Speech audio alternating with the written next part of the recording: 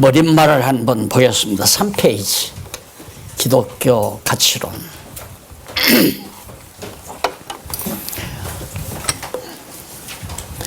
우리가 세상을 살아오면서 보다시피 세상은 계속 변하고 있습니다. 그런데 이 변하고 있는 이 현실을 어떤 사람들은 이것이 바로 역사의 발전이고 인류 문화의 발전이라고 그렇게 평가하는 경우가 대부분이고요. 그러나 발전이라기보다는 도리어 퇴보인 경우도 허다하게 많이 있다는 것을 우리가 알 수 있습니다. 그리고 이 변화라고 하는 것은 결국은 많은 혼란, 세대 차이도 생기잖아요. 문화권의 차이도 있고 또 경제력의 차이도 있고 이런 차이에 의해서 변화의 속도가 달라지게 되죠. 그런 데서 이제 갈등이 조성이 되고요. 갈등이 조성이 되다 보니까 혼란이 오고 혼란 상태에서 그것을 정리해 보려니까 힘을 만들어야 되고 힘을 만들려고 하다 보니까 결국에는 무력으로 대처하는, 결국은 이제 종착역에 가서는 전쟁을 불러일으키는 결과가 허다하게 있다. 사실 그렇잖아요. 이제 강의 도중에 또 나오겠지만은 국회에서의 여러 가지 갈등, 지금도 갈등 상태이죠. 왜 그러냐면 가치관의 문제입니다. 여당과 야당의 가치관의 문제. 그래서 이 가치라고 하는 것이 얼마나 중요한가. 가치가 일관되지 않기 때문에 서로 반복질시하게 되고 분쟁이 일어나게 되고 또 분파가 생기게 되고, 그래서 이 교회도 마찬가지. 교회도 결국은 교회가 과거보다 굉장히 발전했다. 언제보다 처음 복음이 증거될 때에는 그냥 가정에서 모여서 비밀리에 6.25 동란 때 보면 우리는 이제 문에다가 담요 쳐놓고 둘러앉아서 가정 예배 보고, 왜 불빛이 새나가면 공격을 하게 되고, 또 외정 시대에는 발각이 될까 봐서 자는 것처럼 이제 담요를 문에다 가려놓고 말씀을, 성경을 공부하고 가정에서 그러다가 점점 발전하니까 사람들이 이제 많이 모여서 하니까 집을 짓고 편리에 의해서 모이는 장소가 좁으니까 집을 지었는데 나중에는 그걸 더 호화롭게 만들기 위해서는 거짓말을 해야 되잖아요. 이게 하나님의 집이다. 그래서 이건 거룩한 집이다. 그러니까 하나님의 집을 지어드리자. 우리도 아파트 사서 살지 않느냐. 하나님도 고급스럽게 집을 지어드리자. 그래서 이제 성전이라고, 지금 우리가 성전이라고 부르잖아요. 시대마다 내 당대에만도 교회가 한 4차례 이상 변했어요. 이념도, 그 내용도 변하고 상태도 변하고. 그래서 그걸 우리는 보통 발전이라고 하지만 교회 발전은 도리어 퇴보고 타락이라고 하는 것은 너무도 분명한 거죠. 그 이유는 가치에 관한 문제다 하는 얘기입니다. 그래서 마지막 그 4페이지에 보면 여기에 기독교 가치론에 대한 교환을 펴내게 된 중요한 이유가 있습니다. 지금 말한. 그래서 뭐니 해도 정말 이 가치 문제는 매우 중요하지만 일반 학문에서는 그렇게 중요하게 생각하지 않습니다. 왜? 어떤 가치론이라 해서 딱 규정해가지고 정리해야 될 만한 이론이 없기 때문에 일반 학문에서는 아마 가치론이라고 하는 말을 별로 중요하게 생각지 않고 다루지도 않고 있습니다. 그러나 제 입장에서는 매우 중요한 문제거든요. 성경을 깨닫고 나니까 결국은 이제 가치론에 집중이 되더라고요. 이 가치라는 게 얼마나 중요한가. 그래서 어떻게 보면 성경신학의 결론 부분에서 다루어지는 문제라고 생각해도 과언이 아닙니다. 그리고 이제 아까 우리 권사님 사회할 때 8월 1일 날 날짜까지 정해서 나한테 상의한 바가 없거든요. 그냥 8월 달에 한다고 그랬는데 아마 방학하고 바로 이어서 하실 것 같습니다. 행복론입니다. 그것은 이제 결과론이에요. 가치 추구에 대한 결과론, 결과적으로 우리에게 행복이 이루어진다. 그런 의미예요. 그래서 정말 아무리 생각해봐도 정말 성경은 대단한 겁니다. 성경은 정말 엄청난 진리의 보고고 그 안에 없는 것이 없고 이 성경에 의해서 정리 안 되는 것이 없다는 것을 새삼 강조하면서 오늘 이제 이 가치론 이게 초록이거든요. 이걸 이제 책으로 써야 되는데 제가 강의한 것도 있고 그래서 누군가가 글솜씨 있는 사람이 강의한 걸 들으면서 20시간 걸렸다고 그래요. 처음에 이걸 해가지고 강의한 거. 그걸 보면서 이렇게 카피를 해가지고 책으로 만들어낼 수 있지 않을까. 은근히 기다리면서 게으름을 제가 피는 거죠. 책으로 이제 초록 교재가 아닌. 그러다 보니까 이제 또 공부를 하시면서 이게 가치론이 매우 중요하구나 하는 느낌을 가지고 우리 권사님들이 이걸 한번 다시 들었으면 좋겠다는 의견을 제시해서 강의를 하려고 합니다. 그러니까 적어도 20시간에 걸쳐서 강의한 것을 3시간에 끝내려니까 이 책을 읽는다시피 하고 아마 마치게 될 거예요. 그래도 처음에 써서 20시간을 강의하는 것은 성경을 잘 모르는 분들에게 다 설명하면서 일일이 이해시키면서 하려니까 20시간이 걸렸는데 지금은 이제 근거가 성경 나오잖아요. 성경 탁 대면 여러분들은 맞구나.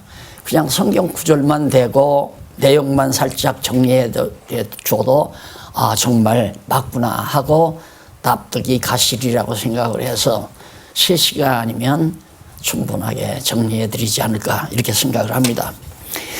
자, 그러면 우선 제일 앞에 그 목차를 한번 보시기 바랍니다. 그 목차를 보면 서론, 본론, 결론으로 딱 나와 있습니다. 서론은 가치관의 중요성. 왜 이 가치관이 그렇게 중요한가? 아주 중요하지 아니하면 내가 다룰 필요가 없죠. 굉장히 중요하다. 그걸 정리해 드렸고요.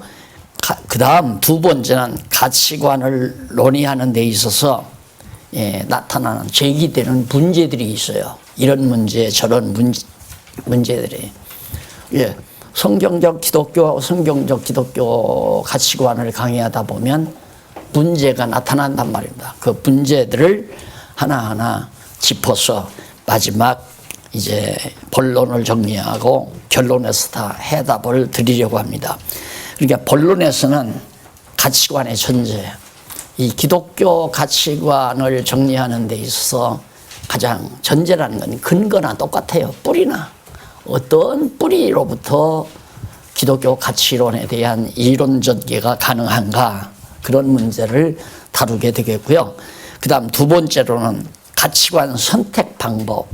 그러면 어떻게 하면 내가 올바른 가치관, 기독교 가치관에 의한 진짜 중요한 가치 선택을 내가 할 수 있는가, 그 선택 방법에 대해서 말씀을 드리고, 그 다음 세 번째로는 가치의 특성입니다.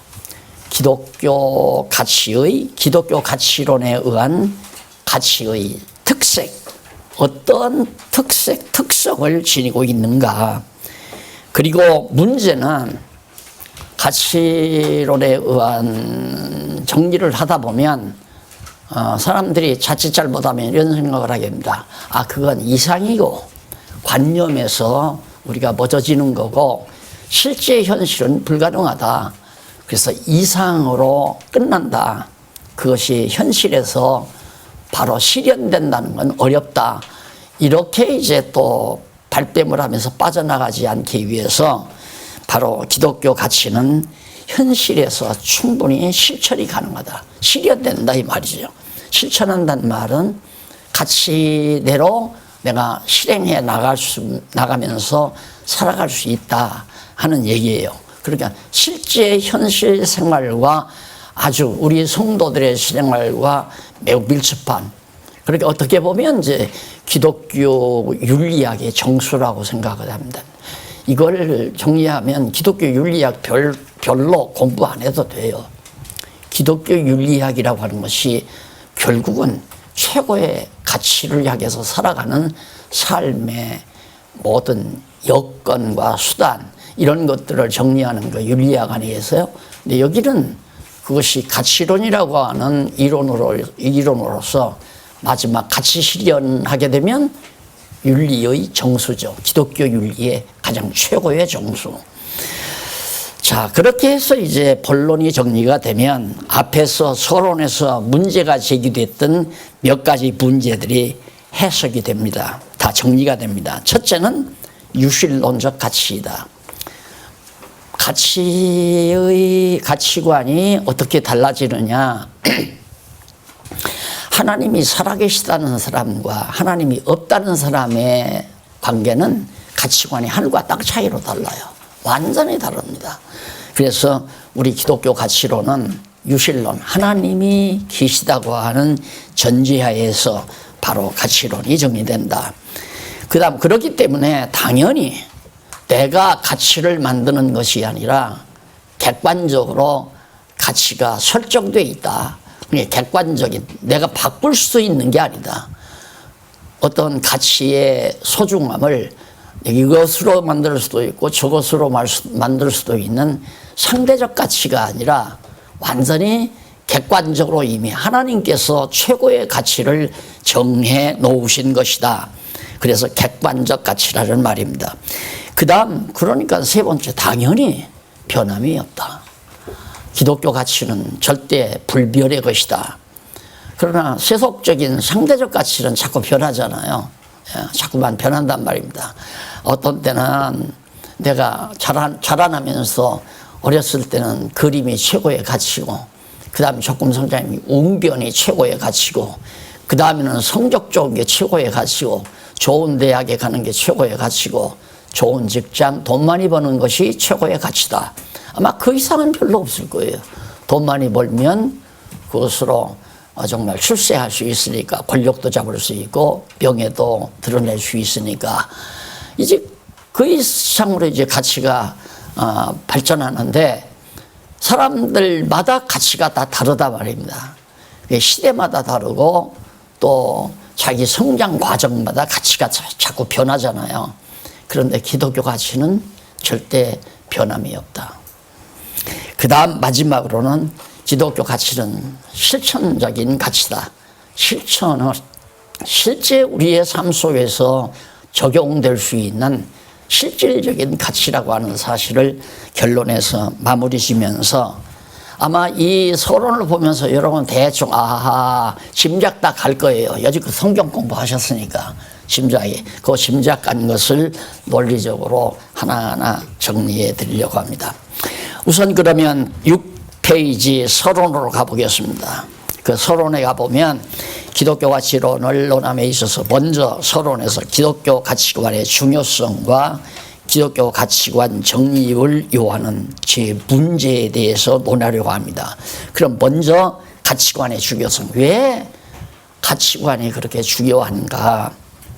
인간이 현실 세계에서 생존하여 살아갈 때 이상과 윤리 및 의미가 있어야 인간다운 참된 삶을 살아갈 수 있다는 얘기죠. 동물과 사람의 차이점이 분명한 것은 인간은 가치 추구를 해요. 그러나 동물은 가치 추구가 없어요. 그냥 본능 추구예요. 배고프면 좋은 먹거리 먹으면 돼요. 피곤하면 잠자면 되고, 때가 되면 짝짓기 해서 번식하면 되고, 그게 본능적인 삶의 추구거든요. 그러나 인간은 본능 추구만으로는 안 되거든요. 그러나 타락한 인간들은 그냥 본능 추구예요. 본능 추구. 사도 명작이라고 그래서 세계적으로 세계적인 작가들이 또 세계적인 영화인들이 큰 상을 줬다고 그래서 궁금하잖아요. 세계인들이 어떤 생각을 하고 있는가. 그래, 인문학 한 편 한 코너 내가 공부한다 셈 치고 그 기생충 한번 보고 싶다 했더니 자리를 마련해서 어쩌리 가서 보고 왔거든요. 완전히 타락의 저변이에요. 인간의 타락성이 그냥 솔직하게 다 드러나는 거죠. 그냥 완전히. 그래서 이미 성경에서 다 배운 거지만은 영화로서 한 편 보고 나니까 좋은 영화가 아니잖아요. 좋은 결과가 아니잖아요. 보고 나니까 씁쓸해요. 이런 어두운, 이런 정말 형편없는 틈바구니에서 내가 오늘날 이렇게 생존한다는 것 자체가 너무너무 감사하고 고맙지만은 세상이 너무도 어둡고 사악하고 그게 그 타락성의 극치가 그대로 다 노출되기 때문에 어린아이들이 보면 안 되겠고요. 그저 생각하는 분들은 한번 보면 현실 인간 사회 세상이 어떤 것인가를 대충 아는데, 물론 우리는 성경을 통해 다 알지만, 자, 그래서 그 인간이 바로 가치 추구를 하려면은 가치 추구에 있어 매우 중요한 게 뭐냐면 이상입니다. 각자가 나는 왜 살아야 되나, 목적이 있어야 되죠. 이상, 목표가 있어야 돼요. 그게 이제 이성을 지닌 인간 아니에요. 그 다음 윤리, 목표를 완전히 윤리를 거스리고 남을 쳐눕혀서 탈취해서 자기 목표를 달성한다. 이건 짐승세계에서나 있을 수 있는 일이죠. 동물의 세계 여러분 가끔 보시면 그러잖아요. 동물들이 자기 영역을 딱 자기 냄새로 다 이렇게 잡아놓잖아요. 그래서 그 영역 침범하면 쫓아가서 같은 사자들끼리라도 몰아내버리고 말죠. 인간들의 삶이랑 똑같아요. 하등 다름이 없어요. 동물 세계가. 그러니까 여기는 내 영역이다 정해놓고 우리는 여기서 우리 즐겁게 우리 내 편의 동물들이 잘 먹고 번식하고 살아야 되겠다 하고 거기서 살아가는데 다른 동물이 침범이면 용납이 안 되잖아요. 그래서 자기 목표, 자기 이상을 달성하기 위해서는 그렇게 남을 못 살게 만들고 남을 손에 끼치고 남을 저주하고 남을 망하게 해서 내 꿈을 이루는 건 동물적이란 말입니다. 그래서 윤리가 필요해요. 그래서 인간은 이상을 달성하는데 윤리에 의해서, 그 윤리라고 하는 것은 공자 맹자 윤리가 아닙니다. 기독교 윤리. 아까 말했죠. 기독교 윤리. 바로 그래서 이 가치론이 윤리까지라도 포함이 된다. 가치 추구를 어떻게 해야 되느냐? 기독교적인 윤리에 의해서, 그게 성경 말씀이 가르치는 바에 따라서 이상을 달성해 나가야 된다 하는 얘기죠. 그 다음 의미가 있어야 되죠. 이렇게 살아가는 것이, 다시 말해서 이상과 윤리 및 의미, 내가 사는 의미가 있는가 없는가. 의미 없어서는 안 되죠. 내가 왜 이 일을 해야 되나? 그렇죠. 내가 왜 이 일을 해야 되나? 해야 될 이유가 없을 때는 해지지도 않거니와 할 이유도 없죠. 그러나 내가 목표를 정해놓고 윤리적인 방법으로 내가 살아갈 때 이것이 정말 나에게 진정한 의미가 있는가 없는가. 왜? 그 의미가 가치 형성을 가능하게 하기 때문에. 의미 없는 것은 가치가 없잖아요. 의미가 있어야 가치죠. 그래서 인간다운 인간, 즉 이성을 지닌 인간. 그래서 이제 내가 말하는 여기 이성은 거듭난 이성을 말하는 거죠. 성경적 기독교 성경신학 서론에 보면 바로 원리에 나와요. 성경신학 원리 중에 성령께서 성경을 누구에게 가르치는가? 그 누구에게가 바로 중생한 이성을 지닌 자. 예, 거듭나고 중생한 사람들은 거듭나지 아니한 사람들의 이성과 달라요. 거듭나지 아니한 사람들은 타락한 이성을 지니고 있거든요.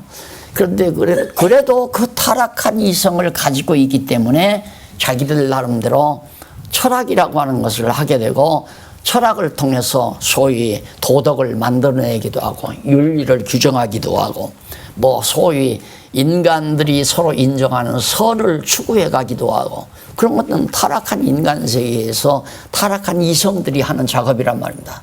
그런데 그거마저도 없어져 버려요. 타락한 인간의 기본 속성은 윤리고 뭐고 없어요. 나 행복하면 되고, 내가 꿈꾸는 것을 이루면 되는 거고, 수단 방법 가리지 않고 내 목표 달성하면 된다. 이것이 타락의 극치란 말입니다.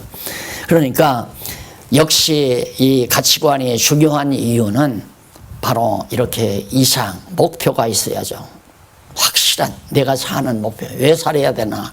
나는 무엇을 위해서 살아야 되나? 이 삶의 목표가 분명하고 그 목표 달성하기 위한 방법, 윤리예요. 이것이 기독교 윤리. 성경이 가르치는 말씀에 따라 이루어가는 그 윤리. 그리고 그렇게 이루는 것이 정말 나에게 의미가 있는가?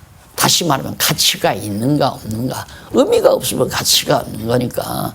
그래서 바로 가치관은 매우 중요하다.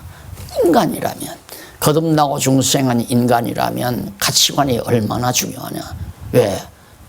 이상, 윤리, 의미를 추구하는 그것이 있어야만이 인간다운 참된 삶을 살아갈 수 있기 때문이다. 다시 말하면 삶의 목적과 방법, 그리고 결과, 그걸 다시 한번 곱씹어 말하자면 이상, 윤리, 의미를 뭘로? 삶의 목적과 방법과 결과로 그렇게 정리를 하시면 됩니다. 그것이 분명해야 삶의 보람을 느낄 수 있는 거죠. 아, 왜? 나는 의미 있는 삶을 산다. 제가 이비인후과에 갔더니만요, 연세대를 나온 것 같더라고요. 근데 나이가 조금 들었어요. 의사가 자기가 일하는 벽에다가 오늘 또 의미 있는 하루가 되기를 노력한다. 의미 있는 하루가 되기를. 그래서 뭔가 그래도 책방이나 읽으니까 좀 다른 말을 하는구나. 하루하루가 의미가 없으면 재미가 없잖아요. 예를 들면 의사가 돼가지고 계속 젊은 날 공부해서 의사가 돼가지고 돈을 벌어서 자녀들을 낳아서 가르쳤는데 자녀들이 공부도 못하고 직장도 못 잡고 두 손은 놈이 집에 앉아서 계속 용돈만 갖다 쓰고 지혜비는 나와서 늘 환자나 보고 남의 귓구멍이나 파고 이러면서 그렇게 산다면 그 의사가 내가 왜 이 짓을 하나, 아무런 의미를 못 느낄 거 아니에요. 그러면 좌절하고 절망하고 그런 거죠. 하루하루를 의미 있게 보내자 그러는데 내가 앉아서 야 인간아, 하루 의미 가지고 되느냐? 평생 의미, 영원한 의미를 추구해야지. 그러고 앉았어요. 그래서 내가 몇 번 책을 한 권 갖다 줄까 말까 했더니 나한테 자꾸 약 장사하려고 해서 그냥 안 가버리고 말았어요. 맞아요. 의미가 매우 중요해요. 즉 정말 내가 사는 결과, 내게 의미로 다가오느냐 안 오느냐. 내가 가치를 발견했는데 가치를 성경 말씀에 근거해서 이루어갈 때 정말 내게 의미가 있느냐 없느냐. 의미가 있으면 사는 보람을 느끼게 되죠. 그래서 거기서 나오는 게 행복 아니겠어요? 그 행복론까지 바로 이어지는 거예요. 바로. 예. 사람들이 보통 병드는 이유가 과거 못 살 때는 여자분들이 이제 시어머니한테 구박받아가지고 시집살이 하느라고 여기 응어리백이잖아요. 그래가지고 화병이 생기는 거거든요. 그런데 지금 현대인들은 맞벌이 부부가 아니면 이 남자 녀석이 씨앗만 뿌려놓고는 놔놓고는 일절 기저귀 한 번도 갈아주는 법도 없고 빨아주는 법도 없고 그것도 서너 다섯 명 나눠놓고는 한 번도 업어주는 법도 없고 같이 놀아주는 법도 없고 밖에 나가서 친구하고 술이나 먹고 돈 벌어서 그냥 골프나 치러 다니고 부인은 집에서 애들하고 치닥거리 만들고 기저귀 빨고 그러다 보니까 대학 다닐 때는 꿈이 파란 꿈이었는데 이제는 정말 꿈도 다 없어져 버리고 나는 왜 이렇게 살아야 되나 하루하루를. 그러니까 새끼들도 점점 싫어지고 미워지고 일이 의미가 없으니까 그 다음 공황증세가 오는 거 아니에요. 공황증세가. 그 공황증세라고 하는 건 뭐냐면 삶의 초점을 잃었다는 거거든요. 삶의 초점이 바로 가치예요. 가치관이 뚜렷하면 내가 왜 살아야 된다는 초점이 확 있으니까 분명하게 공황증세가 오지 않는데 공황증세가 그냥 깊어져 버리면 정신병자가 돼버리고 정신병자가 돼버리면 나중에는 자살해버리는 경우도 있고 그래서 불행하잖아요. 그래서 어떻게 그런 과정을 이제 뭐 약을 먹고 어떻게 해서 나았다 하더라도 제가 아파트 사니까 좀 젊은 부부들이 별로 없었어요.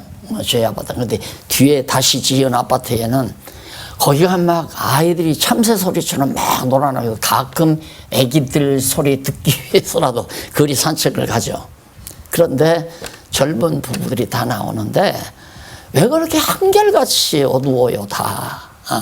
남편 직장 가고 아이들 데리고 나왔으면 얼마나 좋겠어요. 화사하게 좀 단장도 하고 화장도 하고 아이들하고 와서 같이 뛰어놀고 하면 좋은데 다 앉아서 수심이 가득해. 대부분이 다 그래. 대부분이. 왜? 가치관이 없어요. 의미가 없단 말입니다. 내가 인내 김씨 집안에 김씨 새끼들이라 기르러 왔나 이거죠. 김씨한테 시집 왔으면 우리 집 같으면 내가 박씨 집안의 새끼나 기르러 왔나 이런 생각할 거 아니겠어요. 요즘 여자들이 얼마나 영악합니까? 똑똑하고 영악하거든요. 네. 그래가지고 그런 비용이 쉽게 와요. 그러나 그냥 자기도 나가서 막 직장 벌면 요즘 여자들이 먹는 소주가 부쩍 많이 팔린답니다. 너만 마시냐? 나도 돈 벌어서 마신다 해서 여자들이 담배 피고 술 마시고 야 남자도 술 마시고 늦게 들어 나도 좀 술 마시고 늦게 들어 우리 술 파티 하자 하고 직장 마치면 앉아서 술 마시고 소주 마시고 놀다가 남편 들어간 다음에 들어가서 잡는 다음에 그 다음 가서 들어가는 여자들도 있고 그러면서 그냥 살아가는 거예요. 자 그래서 여기 전도서 12장 13절에 보면 모든 일 중에 하나님 경외하는 것이 인생의 최고의 본분이다. 서론에서부터 딱 벌써 내놓잖아요. 일의 결국을 다 들었으니 내가 지금 잠깐 젊은 부부들 얘기를 잠깐 했어요. 세상 모든 만사가 다 그래요. 세상 모든 만사가. 나는 정치하는 사람들 이렇게 보면 물론 오래 사는 사람도 있겠지만은 참 저 짓을 왜 할까? 저 짓을 다행히 그렇게라도 해석이야 강압적으로 잡아다 집어넣고 말 안 들으면 쥐역 살리고 벌금 물리고 그러니까 그래도 이렇게 안정적으로 살지. 그런 정부라도 없으면 아파트에 강도떼들이 쳐들어올 수도 있기 줄 타고 올라와서 나 때려 부술 수도 있지. 누가 말려요 그걸. 그러니까 그것도 이제 그런 얘기도 다 나와요. 전부. 이게 모든 일을 다 알고 보면 무엇이 최고로 가치로운가를 알게 된다 이 말이에요. 모든 만사를 다 알게 되면 그게 대표적으로 전도서입니다. 그러니까 나는 하나님께서 솔로몬을 왜 그렇게 세워서 달라고 하지도 아니한 요구하지도 아니한 돈을 엄청 많이 주고 그 시대에 평화가 이루어지게 하고 40년 동안 전쟁이 없이 살았잖아요. 그리고 주변 국가들이 다 조공을 들이고 얼마나 좋아요. 정치하기 좋죠. 돈 많죠.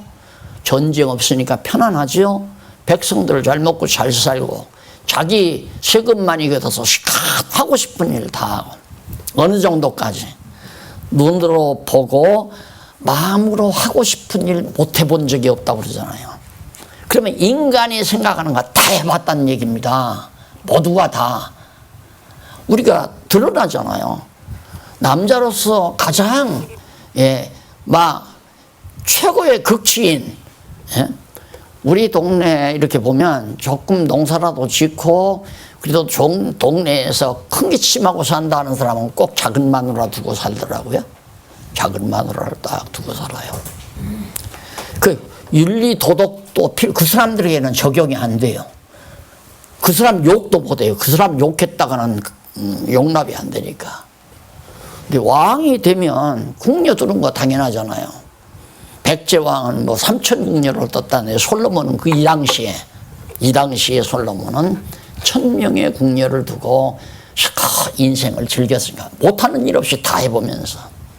그럼 우리는 생각할 때 잘못 생각하면 그런 인간은 당장 지옥 아랫목으로 보내버려야 되는데 이렇게 우리들이 생각하잖아요. 근데 하나님이 왜 그렇게 솔로몬에게 그런 일을 시켰는가?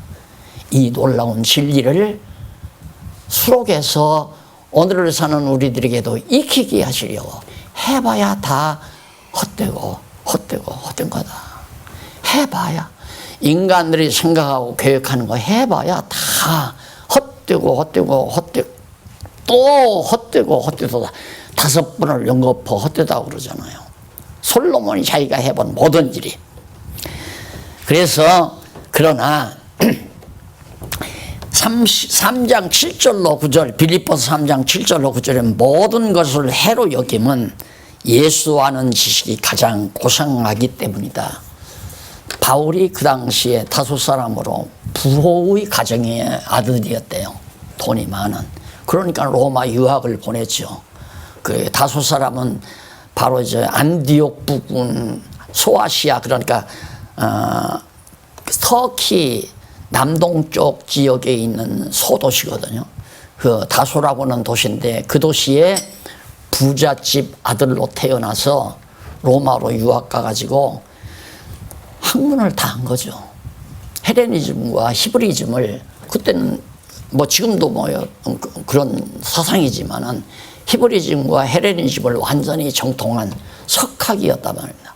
그렇게 공부하고 유대 가말리엘 문화에서 자라가지고 그다음 어디에 바르세파에 촉망이 있는 차세대로 그가 등재돼가지고 열정적으로 살아가는 사람, 부러울 것이 없는 사람이죠. 장래가 보장돼 있고 지금도 세력을 구축하고 있고 모자랄 것이 없잖아요. 그런데 그가 다메섹 도상에서 그리스도를 만나죠. 만나서 그리스도를 아는 지식이 가장 고상하구나. 그거 고상한 거 아니까 다 버리는 거 아니에요. 다 버려요. 내가 그래서 그 비유를 그렇게 들죠. 어린아이들 가난했을 때 보리누룽지 주잖아요. 맛도 없잖아요. 뻣뻣하고 보리누룽지. 그래도 배고프니까 그걸 먹는데 아무리 그거 먹지 말아라 버리라 해도 안 버려요. 아이들이 배고프니까 쓰레기통에 가가지고 먹다 남은 찌꺼기들을 주워 먹는다. 먹지 말라 해도 안 된단 말입니다. 안 먹으면 죽으니까 그거라도 먹는다 이거예요. 그러나 피자 한 판 사다 갖다 놓으면 먹지 말라고 안 해도 어느 정도 다 줘버려버리고 피자 판에 와서 피자를 먹게 돼 있잖아요. 마찬가지예요. 우리 인간도 뭐 내가 노력해서 정말 가치를 추구한다 그게 아니라 가치가 무엇인가를 알게 되면 이 세상에서 추구했던 모든 것을 다 뒤로 보내버리는 거죠. 다 버려버린다 이 말이에요. 명예도 권력도 황금도 모든 것 다 이 세상 사람들이 상대적으로 좋다고 생각하는 게 하나도 가치로 인정이 안 된다 이 말이에요. 자, 예를 들면 어떤 사람은 식당에 가가지고 삼계탕을 12,000원, 14,000원짜리를 사서 먹어요. 그런데 윤철자 권사님은 단 1,000원 내라고 해도 안 사 먹는다며. 왜? 당신에게 안 좋으니까. 당연한 거 아니겠어요? 거저준다고 해서 안 먹어요. 거저준다고 해도. 그러니까 가치가 있다고 생각하면 모르지만 가치가 없다고 생각하면 절대 취하지 않는다 이 말이에요. 그래서 정말 우리가 어느 것이 가치가 있는가 가치를 딱 알게 되면 모든 것 다 저버리게 된다. 도리어 저버릴 정도만 아니라 그것이 해롭다고 생각해버리는 건 정반대의 것으로 바뀌어져 버린다. 얼마나 놀라운 사건입니까? 그만큼 기독교 가치의 그 비중이 크다는 사실을 우리가 여기서 알 수가 있죠. 그걸 발견해야 신앙생활하는 진미를 알 수가 있습니다. 그걸 발견을 해야. 그래서 이렇게 저도 이제 젊었을 때는 성경을 알아도 가끔은 누가 나를 좀 알아주기를 바라고 누가 좀 나를 이렇게 좀 내세워 주기를 바라고 그런 때도 뭐 한 40, 50대는 있었죠. 어서 뭐 예를 들어서 총회를 가도 내세워 주면 좋고 안 내세워 주면 말고 안 내세워 주면 조금 기분이 나쁘고. 그런데 이제 나이가 들어서 그러나 그런 것도 다 귀찮고요. 이름이고 명성이고 다 귀찮고 그냥 이 가치로운 성경신앙만 골고루 변질 없이 좀 나누어서 가졌으면 좋겠다. 소원은 그거 하나밖에 없어요. 내 이름 내는 것도 귀찮고 명성 나오는 것도 귀찮고 정말 하나님의 귀한 말씀 너무 좋으니까 내가 가지고 있는 이 정말 보화를 함께 나누어서 가지고 싶은 것 그러니까 어디서든지 그냥 이것이 나누어진다면 좋죠. 나도 안 갔는데 거기서 나누어 내가 가야지 이것도 없어요. 오늘 또 9월 2일 날 중국에 가서 월요일부터 가서 금요일 날 오도록 이미 날짜가 정해서 비행기표까지 구입해 놨대요. 그래서 내가 회장님한테 장로님한테 그래.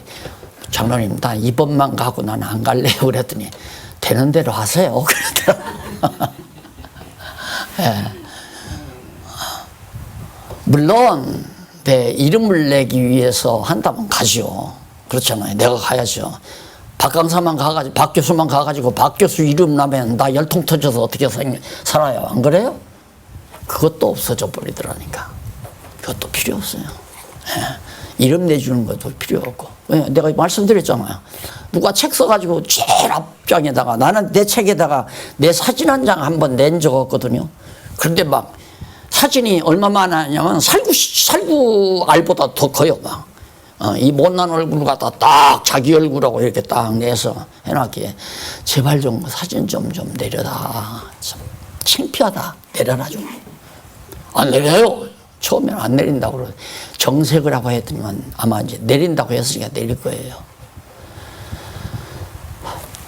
솔로몬이 다 해보고 나서야 다 필요 없더라. 이제 결론에 가서 그거 나와요. 전부 다. 히브리서 11장 24절로 26절에 모세가 하나님의 백성의 고난을 죄악의 낙보다 좋아했다. 하나님의 백성과의 고난받는 것이 애굽에서 낙을 누린 것보다 훨씬 낫다 이 말이죠. 그러니까 세속적인 즐거움과 행복을 누리는 것보다 하나님의 백성을 위해서 고난받으며 복음을 전하고 복음을 증거하는 하나님 여호와를 자랑하는 삶이 훨씬 낫다고 모세가 생각한 거예요. 그래서 모세는 애굽의 공주의 아들 아니었어요. 차후에 바로 이제 왕이 될 수도 있다. 애굽의 바로가 될 수도 있죠. 아들로 입적이 되어 있으니까. 그런데 그것도 박차고 백성들의 고난을 보고 그걸 박차고 애굽 사람을 쳐먹이고 광야에 가서 고난을 당하잖아요. 이걸 바로 히브리 기자가 그렇게 적어 놓은 것입니다.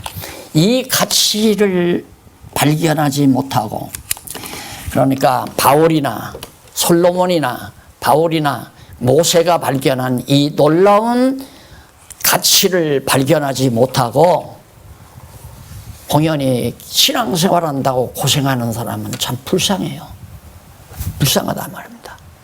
그러니까 혹시 뭐 그렇게 불쌍하게 살다가 택한 백성이면 천국은 가겠지만은 이 땅에서도 천국 생활할 수 있는 길이 얼마든지 있는데 그걸 못 찾고 예수 믿는다고 그냥 고생하고 안 하면 하나님께 벌 받을까 봐서 억지로라도 해야 되고 연보 안 하면 하나님이 복 안 줄까 봐서 아까운 돈 억지로라도 선교비 내야 되고 교회 연보해야 되고 그 무슨 짓을 뭐 때문에 그 짓을 하느냐 이 말이에요.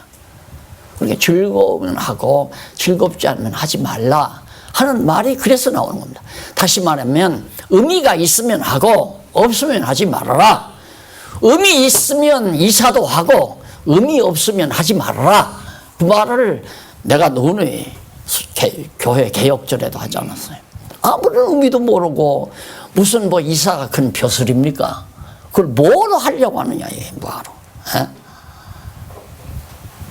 예, 의미를 알면 즐겁단 말입니다.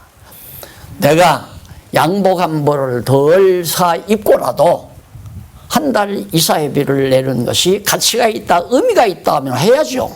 그 일을 해야 한단 말입니다. 그래서 아무도 안 하면 나 혼자라도 한다고 했잖아요. 돈이 많아서 하는 게 아니죠. 돈이 많아 나 혼자 한다는 말이 아니라 이렇게 하나님 말씀으로 가르치다 보면 합력자들이 나오게 돼 있다 이 말입니다. 합력자들이 그게 충분히 하는 거죠. 근데 의미도 모르고 무슨 큰 벼슬인 줄 알고 앉아서면 속는 거죠. 불쌍한 거예요. 따지고 보면 뭣도 모르고 그냥 연보 안 하면 교인에게서 제명한다니까 억지로 돈 내서 교인이 교인병부에 올린다는 것도 불쌍하고 처절한 거고. 그래서 행복합니다 하면서 신앙생활 하는 사람이 나는 참 너무너무 좋다. 그 말을 들을 때. 지난번에 대전에 왔을 때 대전에서 어떤 분이 살만 납니다. 살만 납니다. 살만 납니다. 행복합니다. 그 말이거든요. 그 말이 얼마나 나에게 정말 물론 행복하다고 하는 목사님들도 계셨지만은 근데 바로 어제 연락이 왔는데 그분이 또 한 번 좀 오셨으면 좋겠다고 한다고 그렇게 연락이 왔다고 그래요. 예, 서로 상의해서 그렇게 아마 하게 되겠지만은 정말 신앙생활은 행복해야 돼요. 뭐 돈이 많고 남에게 대우받고 존경받고 명예가 드러나고 해서 행복한 건 그건 가짜예요. 그건 가짜란 말입니다. 멸시받고 천대받고 모함을 당하고 그런다 할지라도 모세가 말한 대로 백성을 위하여 고난받는 것이 바로 왕궁의 낙보다도 즐거운 정말 부유한 삶보다도 더 낫다라고 생각해서 행복해야 한다 이 말입니다.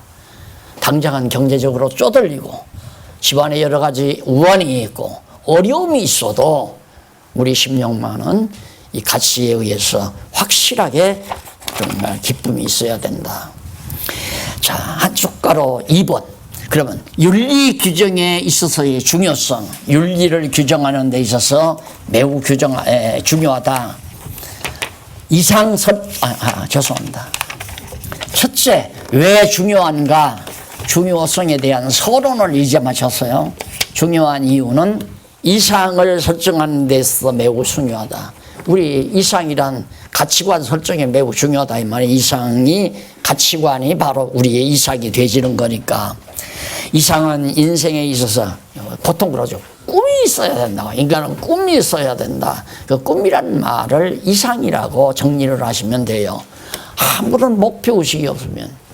연세가 드시면 왜 말이 없어지나 약간은 공황정세가 오는 거예요. 이제는 내가 이랬는데 과거는 이랬는데 내가 과거에 무슨 장관을 보냈는데 내가 과거에 무슨 부장이었는데 이런데 지금은 누가 알아보는 사람도 없고 전화 한 통화도 안 오고 의미를 상실하는 거예요. 그러다 보니까 나이가 들면 말수가 없어져 버리잖아요. 말수가. 그러다가 또 작은 어떤 당신 목표를 가지냐면 잔소리가 많고 일일이 아들에게도 간섭, 며느리에게도 간섭, 자기 부인에게도 간섭. 일일이 간섭하느라고 잔소리가 많아지고, 말이 없어지면 그건 완전히 이제 포기하는 거고, 아유 빨리 죽었으면 좋겠다, 살아서 뭐하랴, 이래서 이제 되는가리 있어요. 그게 꿈이 없으니까, 이상이 없으니까 그러거든요. 그런데 우리 기독교 이삭은 죽는 날까지죠. 죽는 날까지. 아니 더 나아가서 영원한 하나님의 나라까지 이어지는 가치니까 정말 놀라운 이상은 절대적인 이상이죠. 빌립보서 3장 10절로 16절 바울이 표대를 향하여 쫓아간다고 그랬잖아요. 내가 그리스도와 그 부활의 권능과 그 고난의 참여함을 알려하여 그의 죽으심을 본받아 어찌하든지 죽은 자 가운데서 부활에 이르려 하노니, 그리스도의 뒤를 따라 목표를 향해서 나는 쫓아간다. 분명히 이상이 있다 이 말입니다. 바울 고전 9장 26절 27절에도 바울이 다름질하기를 향방 없는 것 같이 하라. 이리 갔다가 저리 갔다가 그렇게 다름질하는 게 아니라 목표를 분명히 향방을 정해놓고 직선으로 질주한다 이 말이죠. 그것이 바울의 삶이었고, 히브리서 11장 8절로 10절에도 아브라함이 기업으로 받을 땅으로 나아가는, 친척과 아비 집을 아브라함이 떠나잖아요. 그런데 정처 없이 떠난 게 아니에요. 하나님께서 지시할 땅으로 가. 너 내가 지시할 땅으로 가라 그러니까 하나님 여호와 의지하고 지시하는 대로 목표를 향해서 지시하는 땅으로 간 거죠. 그 다음 이상을 실천하는 데, 이상 설정에만 중요한 게 아니라 윤리 규정에도 중요하다. 왜냐하면 디모데후서 4장 7절로 8절 바울이 선한 싸움을 싸우고 달려갈 길을 달려갔다. 그래, 목표가 분명하니까 싸우죠. 이건 진리 싸움입니다. 진리 싸움. 내가 가야 될 목표가 분명한데 그 목표의 장애물 역할하는 건 그냥 되는 게 아니에요. 투쟁, 진리 투쟁을 해서라도 그 목표를 향해서 달려갈 길, 그것이 선한 싸움이라는 겁니다. 그러니까 우리 기독교 윤리는 공자맹자 윤리가 아니라 하나님이 정하신 윤리예요.